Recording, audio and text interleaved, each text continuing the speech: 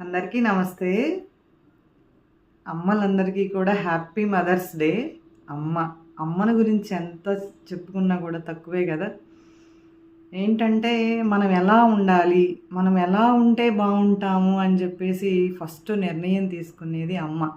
నిజంగా మనల్ని ప్రపంచానికి పరిచయం చేసిందే అమ్మ కదా.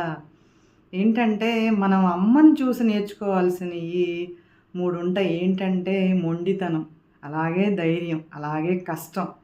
నిజంగా అమ్మ చాలా పడి ఉంటారు. కష్టమే పడి ఉంటారనమాట. ఏంటంటే మొండితనం. మనం ఏ పని చేయాలి అని చెప్పేసి నిర్ణయంగా తీసుకోవాలి అంటే మొండితనం ఉంటే ఏ పనైనా చేయగలుగుతాం. నిజంగా అమ్మని చూసి మొండితనం అనేది ఆటోమేటిక్‌గా వచ్చేస్తుంది. అలాగే ధైర్యం. అమ్మ మనకి చేసే పనిలో అలాగే ఎంత కష్టం వచ్చినా కూడా ఆవిడ ఏ పనైనా ధైర్యంగా ఎదుర్కొంటుంది. అలాగే ఆమెను చూసి నేర్చుకుంటే మనకి ఏ పని చేయగలము, ఈ పని నేను చేస్తా తప్పకుండా అని చెప్పేసి ఆ ధైర్యం ఆటోమేటిక్‌గా మనకొచ్చేస్తుంది. అలాగే కష్టం.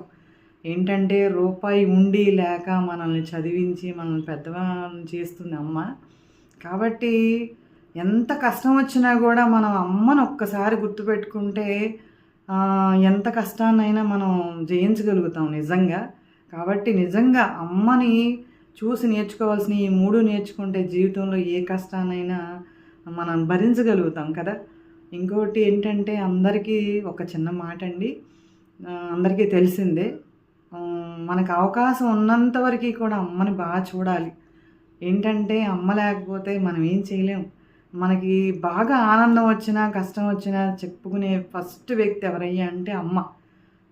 ఏంటంటే మనకి మన పుట్టిన ఊరు, అమ్మ లేకపోతే మన పుట్టిన ఊరు అన్నీ మర్చిపోతాం. ఆటోమేటిక్‌గా మనకి మర్చిపోవాలి అనే భావన వచ్చేస్తుంది.